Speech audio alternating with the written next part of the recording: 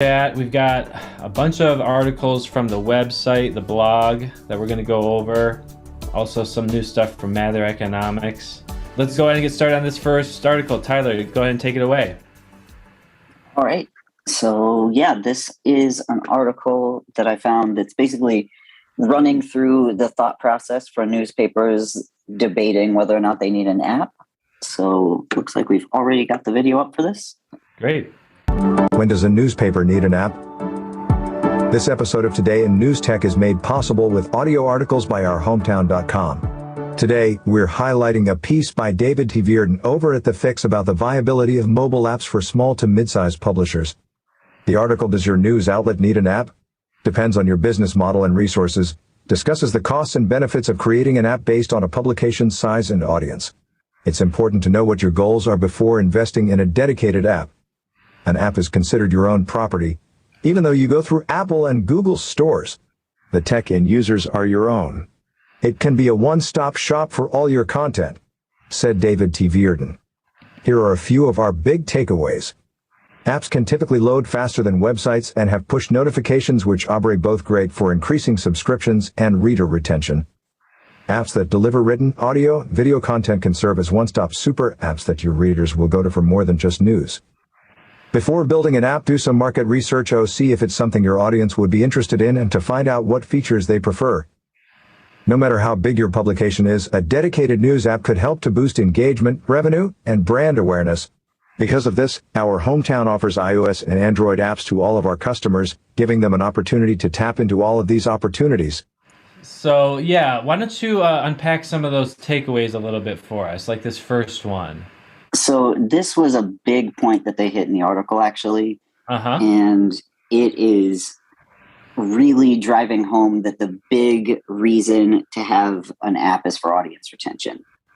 So The nice thing about an app is most people are already getting the news on their phone. This just makes it so that you're constantly reminding them that you're publishing stories. So here is a downside of that, but essentially, you are paying an App Store tax.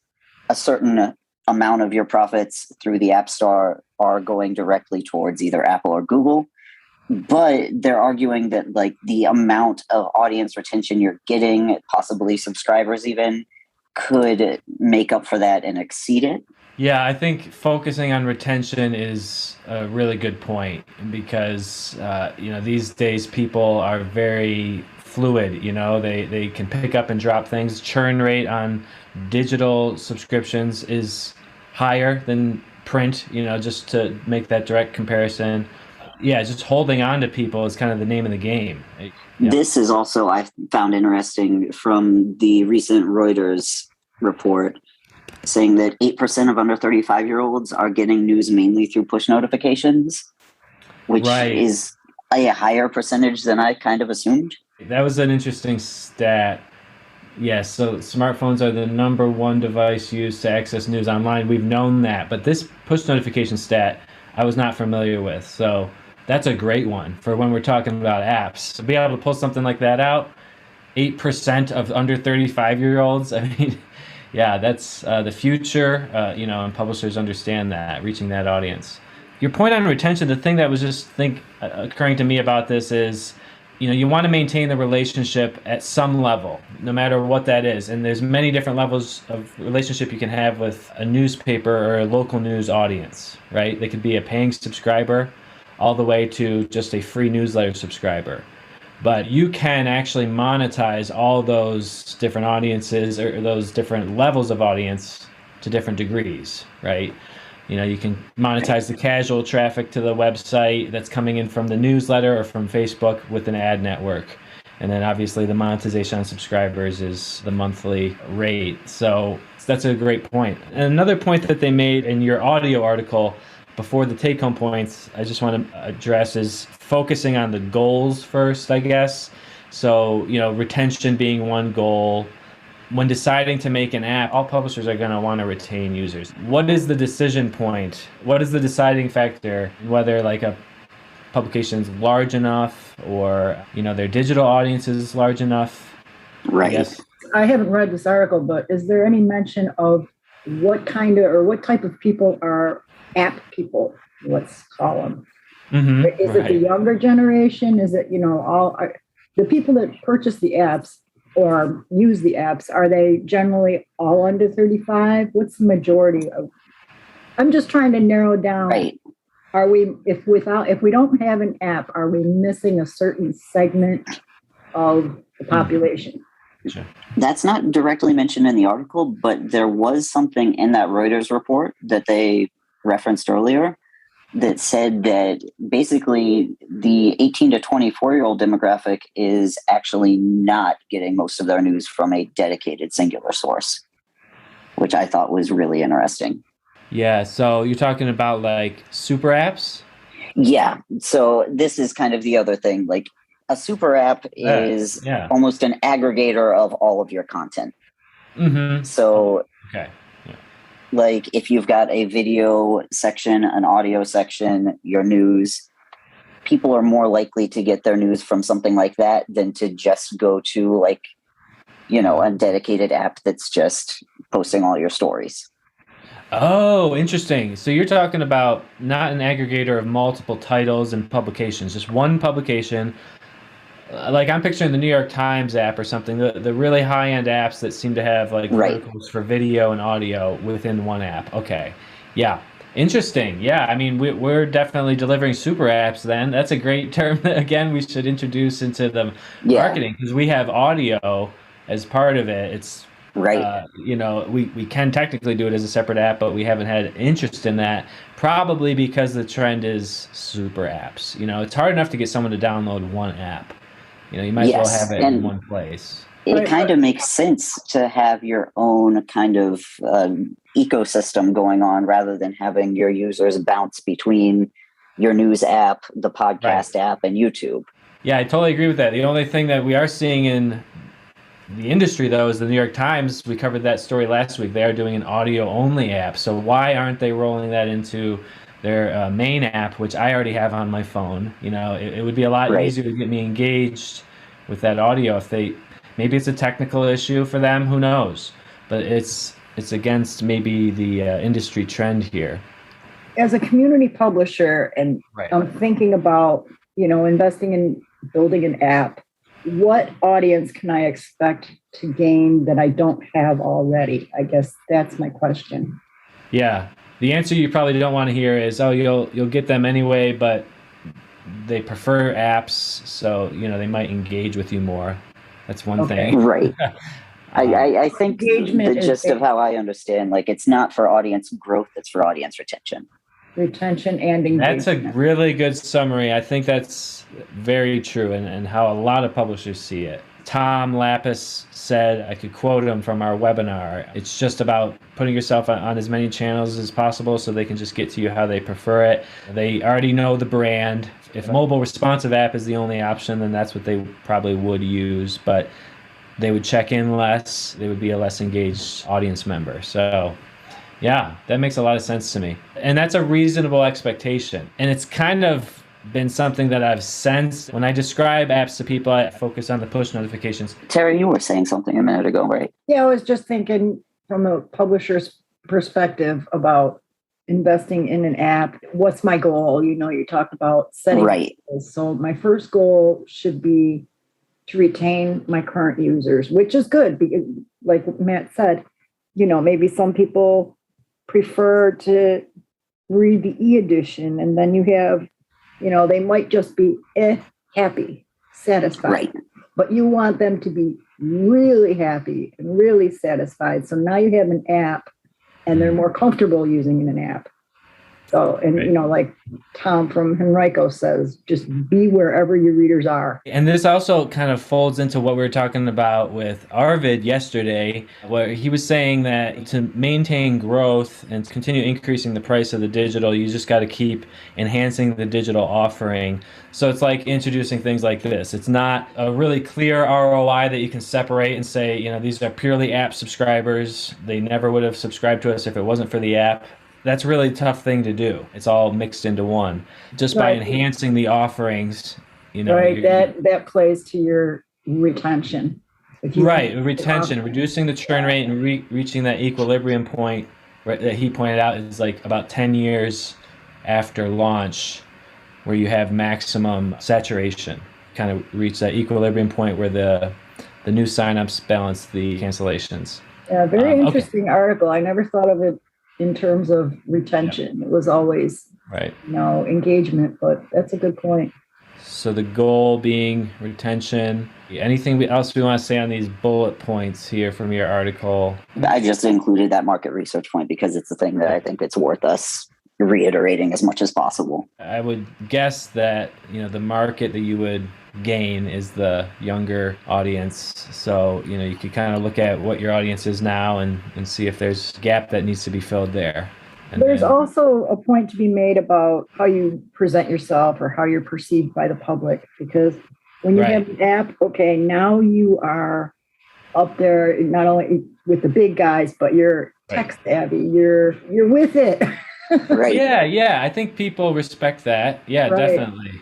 It's almost just for brand building at that point, which is great. There's definitely a bad public perception about newspapers. I was actually going to try to find the time point in one of the podcasts I listened to. I was going to play some of that again. They just started laughing about how newspapers are just outdated. No one reads them anymore. There's a really negative perception of that. If newspapers need to turn that around, and they can, there's some really cutting edge newspapers out there doing amazing things. Not just the New York Times. They're a great example, and they're setting the bar really high, but even smaller publications. So podcasts, video, apps, these are all going to start to change that perception where people will start to see a future in newspapers. Right. Even the ad network plays in there too. Agreed. Yeah. The perception is reality.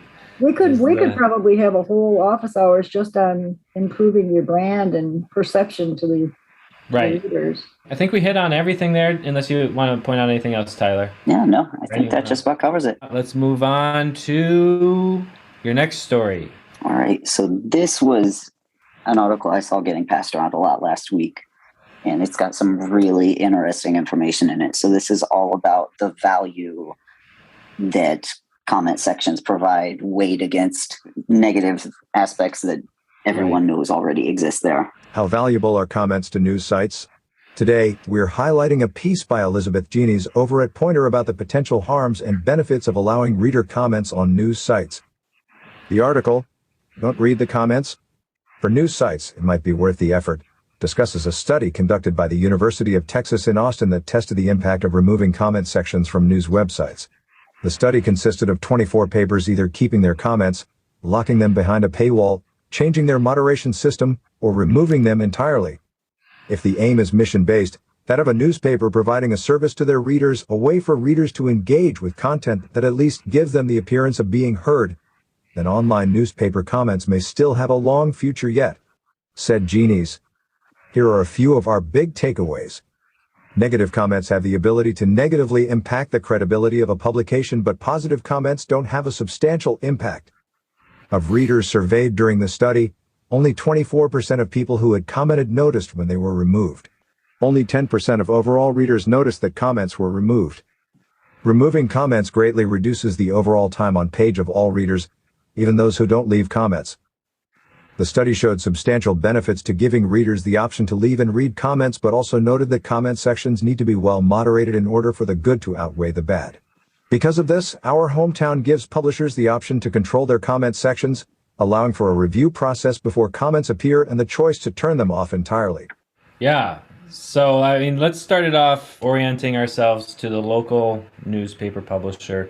Terry and Vera, what would you say is the general view on comments from the publishers we work with? Yeah. I think a lot of publishers want to have some level of control on the comments, whether it's just a person has to be registered or they have to have already submitted a comment, an accepted comment somewhere. But most publishers want to have some kind of, some level of control. One thing that we do offer, we can allow comments on all articles, or you can uncheck the box at the article level. Maybe you have one article in particular that you do not want comments on at all. And when you say control, you mean it's not anonymous, it's not open commenting, they got to register.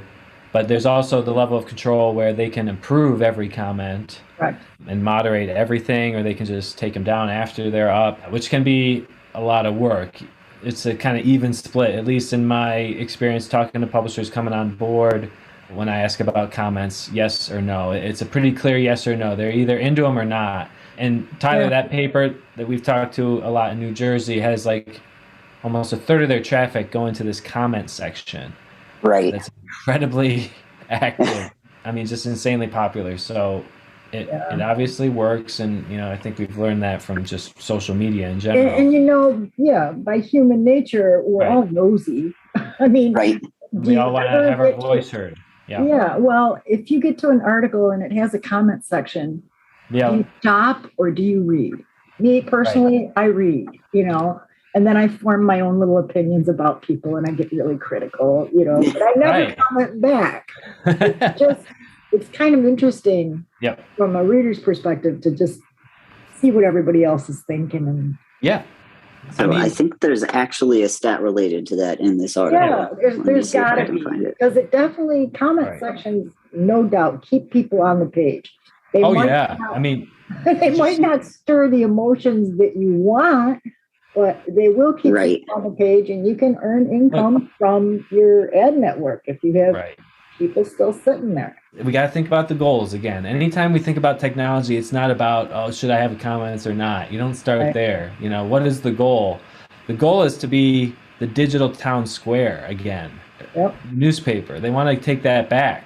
Facebook has taken that. The public sphere, and that's why there's so much drama over people, getting banned from there, because it's like, this is the only place I can go.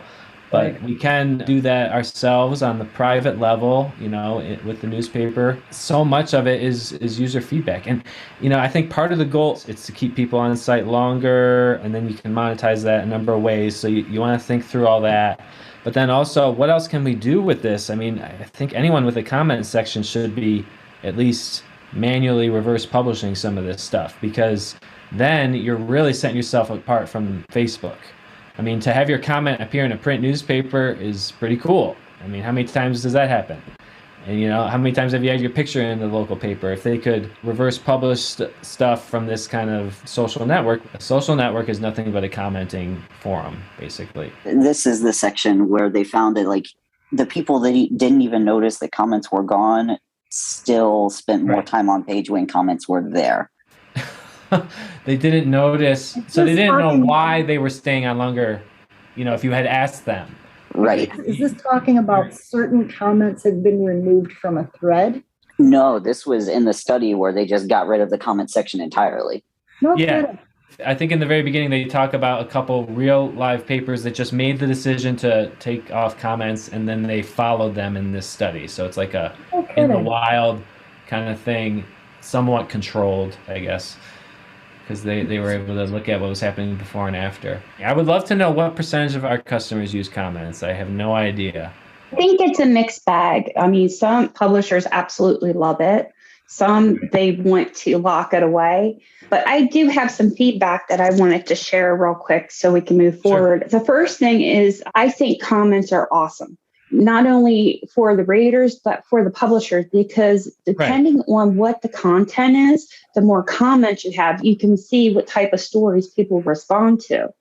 Another thing you could do is you could actually create like a discussion based off of that article, maybe have like a poll or a forum, keep the readers engaged, you know, so that's one thing I do love about that. Putting things behind a paywall, the comments, that is an incentive to become a subscriber. I think that's a wonderful idea. Not only are you getting, the ability to comment, but you get all of these different accesses to the digital archives and everything. I think that's a good promotion for any publisher to explore a little bit further, because that's ultimately the goal, is you want more subscribers, and this will help build your base. There you go. Again, you're goal oriented. So adding comments just to have another thing that you can give to subscribers that are not available to non-subscribers is a reason to do comments. As long as you thought that all through and the technology can do it, which by the sounds of it, I know ours can, because we could do a metered paywall where anyone can see the comments, but then you would have to be a paying subscriber to actually add comments. I think that would be a really nice mix. Right. And one way, if a publisher is just kind of getting their feet wet, would be to turn off comments and then at the article level, turn them on, maybe just for editorials. Maybe you just want engagement with opinion related articles and see how that goes. Right. Start off a little bit at a time. No, that makes perfect sense too, definitely. One thing that I've seen was some publishers actually have the comment section on the obituaries. And I see that, and I actually am prompted to read because some of the heartfelt messages on there. Right. I mean, it's just wonderful, especially if you're an older reader. I know my mother-in-law, she used to scour for the obituaries to see if it was anybody she knew. Right. You know, and some people are like that. And having that comment area there, sharing people's experience, I think it builds a community. That's what I mean. Exactly. It's about reclaiming that role as the town square, the public square. It's not just one person up on a soapbox. It's kind of the whole community talking. I really liked your point about using the website for what it's uniquely good for, which is, getting that direct feedback, like in the way that we can measure, get all the metrics on what articles are most popular and then adjust what we write based on that. You could do the same thing here. Look at what had the most engagement, actually publish the comments, and have the digital reaction become part of the story, basically. One thing I love to do is, like, in a blog post, embed a tweet. I mean, that technically brings in the person, and, there's a much more direct connection there. And that's how we're getting actually a lot of recognition and engagement on our social platforms, because we just mention the people that we're talking about. That's a great article. So anything else we want to go over on that one? I just had one more thing. So sure. If you are using the social media auto post function that we offer, or any social media posting, I would include something like leave your comments here if the comments are on. So that way the excerpt is posted on Facebook and it directs the traffic back to your website. Invite them to click that link and go back to your site. Not only are you capturing the traffic, but you're capturing their comments as well. It's also good to have people commenting right on the Facebook post, because that can drive engagement on Facebook. So it kind of depends on what your goal is. Are you trying to grow your Facebook reach or, drive more traffic? And you want to have a mix of both, I guess. So, I think the free people, the people that are not paying, they could comment on Facebook. You can't really stop them. Although, wait, can you? We kind of talked about this recently with the whole Australia stuff. But I don't think you can stop them from commenting right now. So that's another thing that you would have to monitor. So I think you'd probably get a lot more engagement from the people that aren't paying on social media if you had the comments locked down on the site. Let's look at this story from Mather Economics. We did that interview with Arvid yesterday, which was really interesting. I learned a ton in that. And this one is even more insightful. Reading these guys, everything they put out now, we're basically reading every white paper. They build on top of each other. They're referencing stats from the last benchmark report we looked at, mentioning that digital products are priced lower, so the revenue's lower. But, there are a lot of good trends here. So this is a benchmark report, Q3, on digital subscription trends from Mather Economics. Mather's benchmark reports shed light on recent media trends insights. Mather Economics has released our 2 benchmark reports on subscribers and digital audiences for the third quarter. The subscriber report includes over 50 metrics on digital and hybrid subscribers from over 300 newspapers in North America. The digital audience report includes metrics for digital subscription sales funnels, subscriber engagement and content consumption from over 100 publisher websites. Website data is captured using our listener first-party tracking pixel. Growth in digital subscription volumes and top prices were the most significant trend in the recent quarter. More than 58% of new subscription sales are digital-only products, and digital-only subscribers comprise about 31% of total paid subscriptions. While digital subscriptions are growing as a share of total subscribers, less than 12% of audience revenue is from digital-only customers due to significantly lower prices for these products. Let's pause there for a quick second. This stat here, I would love to just be able to type in a query and look at all of our sites and figure out how these match up. But looking at some of the member press reports that I have been this week in preparation for the interview yesterday, it looks like many customers are in this range of the 30% of their total paid subscribers are digital only. Because you look at the reports and you got the little pie chart so you can see a lot of our customers offer like 6 or 10 different subscription types, so you kind of got to add them up. But there's usually 2 digital only, month to month, and then like an annual. Have you guys noticed a trend there? Does that sound like that's in line with our customers, or I think so, you haven't yeah. noticed? Yeah, it sounds about right. About a third of the revenue, because a lot of them are collecting all their subscription revenue through the website, right? They're doing paid print subscriptions, the combo, and digital only. So we can see everything. Not everyone does that. You know, a lot of this information we could probably data mine pretty easily. 58% of new subscription sales, that we could probably figure out pretty easy by just looking month by month. And then this last one, although they're seeing, you know, the majority of the growth coming from digital and a third of the subscribers are digital only 12% of the revenue is digital. The average rate of digital subscriptions is $9.35 per month, compared to $31.13 for print plus digital subscriptions. One reason for the lower digital rate is the higher proportion of newer subscribers on promotional offers. We are working with many publishers to test higher top prices for digital-only products and targeted renewal pricing strategies. That was interesting. Was that part of their report before, where they kind of concluded that part of the reason the average price is lower is because promotional offers? He did mention that yesterday, though. The price was skewed a little bit because of the introductory offers. From the original report that we dug into yesterday, they specifically said digital prices, okay, they're just looking at digital only. They've increased 9% despite there being so many promotional offers. So the prices are going up of digital, but you know, there's still a third of what print is. So there's a long way to go. Mather recently summarized our tests of digital-only renewal price elasticity for 157 North American news media companies using data from 249K digital subscribers, and we find considerable pricing power for publishers' digital-only products. These tests have yielded interesting insights into how changes in the drivers of renewal price elasticity, including digital engagement, subscription tenure, customer age, and acquisition offers affect customers' responses. A few of these insights are shared in this post. Our research into digital subscriber revenue optimization is ongoing, and we will continue to share these insights with our clients. Digital subscriber retention by offer and channel. The chart below illustrates retention of subscribers for different acquisition prices. The findings are consistent with hybrid subscriptions, where customers who pay more for their subscriptions initially retain longer than subscribers acquired on lower rates. We observe lower retention for customers who purchase their subscription from premium articles compared to customers who come from other channels, including the metered paywall. Customers who pay more for their subscriptions initially retain longer.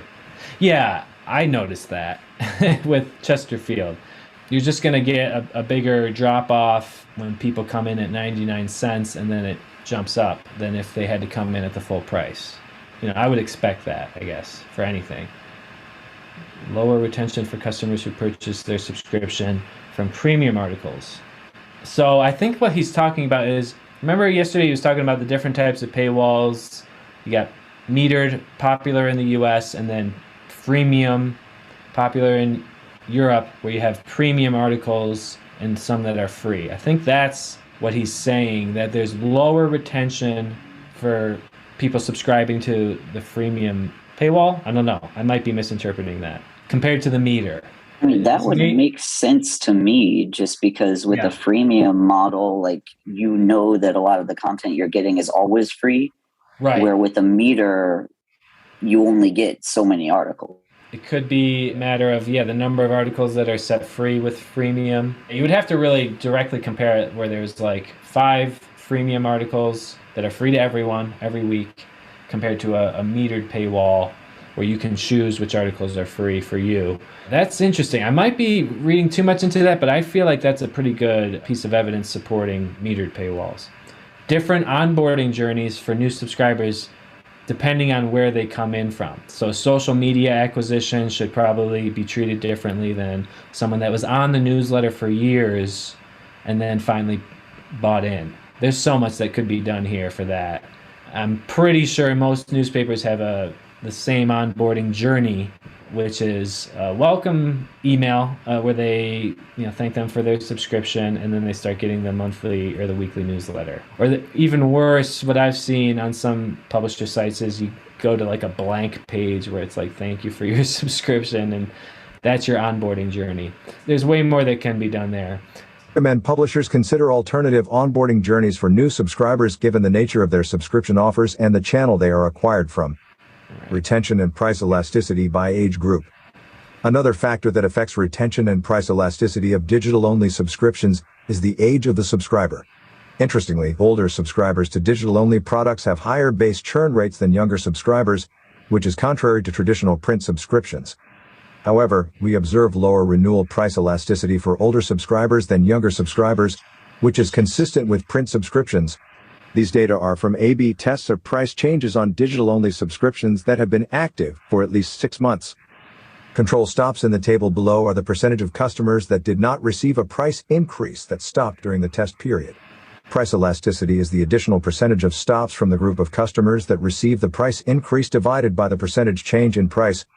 That's pretty cool. If I'm following that, well, first of all, this first thing is, like they said, contrary to what you might expect. Older subscribers have higher churn rate than younger. So what does that mean? What do we do with that information?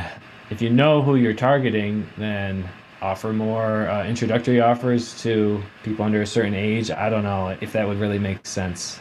You might as well offer an introductory discount to anyone.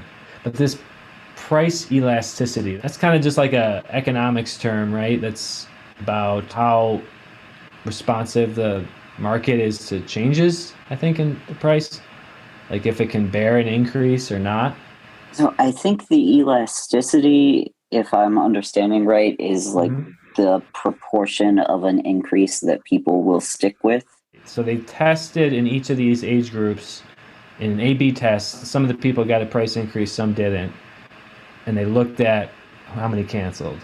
And this is showing this group is the least okay with price increases. They're going to cancel the most. That's pretty interesting. So here's what you would do with it. You sign anyone up for a trial. But then as they're signing up for the free or the 99-cent intro deal, you get their age. And then you can target them with offers later differently, because according to this, younger people would be more responsive to a price increase. So I guess you could increase the price more on them. Almost seems like you should offer a senior discount to anybody 55 and over. Right. That's a way to justify something like that. You could also get it on the form for like their newsletter signups, have it marked out. How old are you? What region are you in? You got to get that data first, and then not charging more for young people. The deal goes away after the first month, and that's it. If you know that they're older, maybe you just throw in a couple more discounts, like extend the discount into the third month or something. You could also structure your advertising, like if you have it on social media, you're going to get a ratio of younger people versus if you advertise in your own print. We have a publication here that I used to work for that does quarterly magazine. And it's geared towards younger people. If you have ads in there, you can collect that information too. Once you can segment by age, I don't know. I'm just thinking through the whole process though, and I just keep coming back to like the retention strategy should pretty much be the same for everyone. I mean, if they go to cancel, offer an extension on that intro discount right away, whether they're old or young. Wire Digital starts lower in 2021. Many publishers had lowered digital-only subscription sales early in 2021. Our analysis finds that the fall in new digital-only starts is due to a reduction in top-of-the-funnel volume from reduced site traffic. The chart below shows how the metric total conversions per 1 million unique users per month has changed over the past year. This chart indicates that average monthly unique users has declined, while the rate of new subscription sales per million visitors has stayed constant. Since this time last year, I think all website traffic, all internet traffic has gone down. I guess they're just comparing year over year and saying that there is less traffic. I mean, we've seen that. In 2020, traffic almost doubled for many sites for a few months during the peak of like the early shutdown and even through into the fall. Yeah, this was an interesting metric. It basically says that the conversion rate is the same, it's just the traffic's less, so subscriptions are down. It's cool. So if there's a direct correlation between your visitors and your subscriptions, then that's all the more reason to be on every single platform, have an app, do everything. Exactly. Yeah, there's a direct relationship between traffic and subscriptions. But what I'm saying is if you know this, then one of your goals should be build your traffic. Yep. You want to increase your revenue, build your traffic. I really think that my takeaway is what I've said all along is you need to focus on what customers are getting with their digital subscriptions. Mm-hmm. Yes, print is great. You don't want to take away from that, but you get so much more with the digital. You get the archives, you can comment in certain cases. You know, you could do more than you can with the print. Not everybody's going to hold on to those old papers to find what they're looking for. So yeah, there's value there. And I think that's an emphasis that really will help. Yeah, you got to just market these benefits. As you increase the traffic, you got to make it really clear through your branding, like you said, Terry, and just the design of your homepage that we've got archives, we've got audio.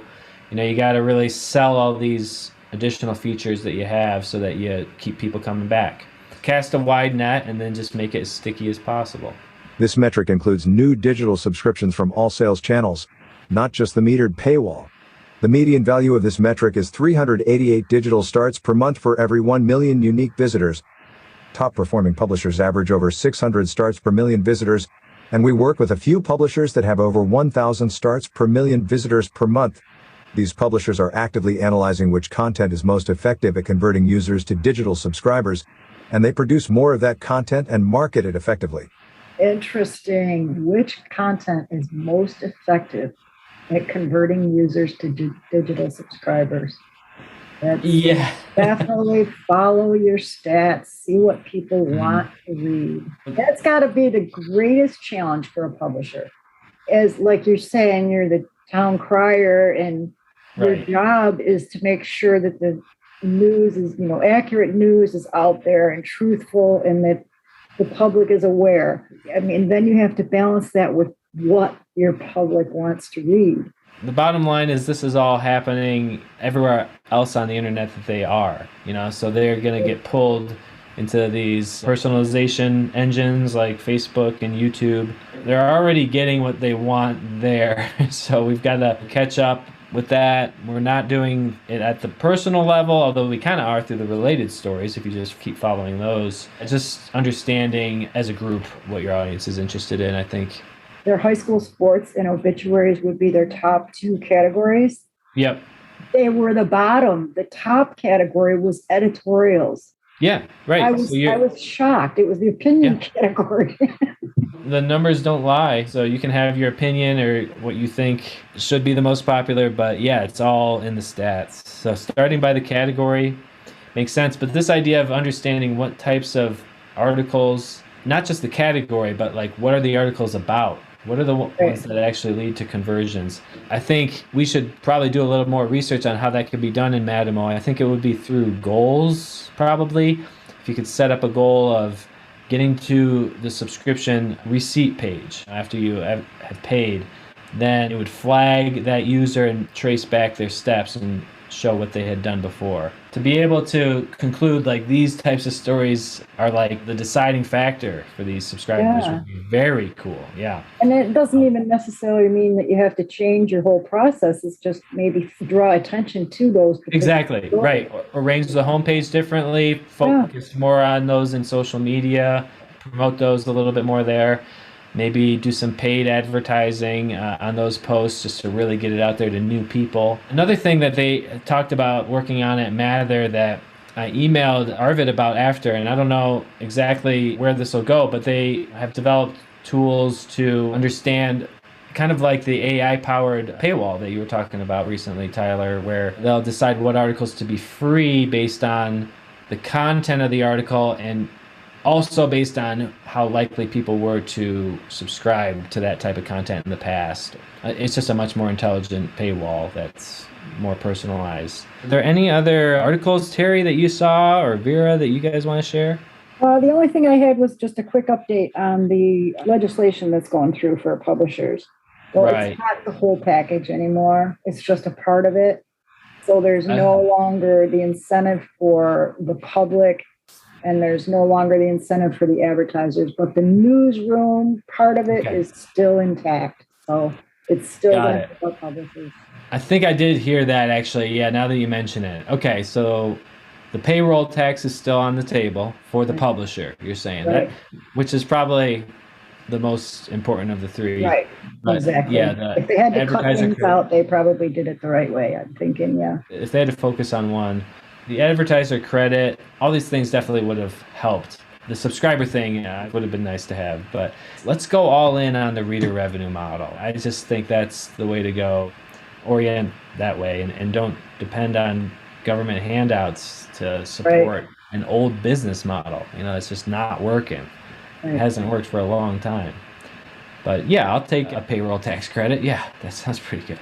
Right, and maybe that was the intention all along, was to have overbuild the package and then. Yeah, maybe we can get one of these guys that are involved at America's newspapers, Brent Wesner, that was interviewed by E&P. Maybe we can get an interview with one of those guys sometime. Thanks a lot, you guys. I'll talk to you all tomorrow morning then. Thanks for watching Today in News Tech, the podcast covering innovation in digital journalism. You can follow us on Facebook, Twitter, and subscribe on YouTube or any of your favorite podcast apps. We'll see you tomorrow.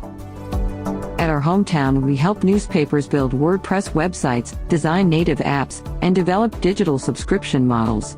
If you are interested in a free prototype of your publication on WordPress, go to ourhometown.com and click the Contact Us button.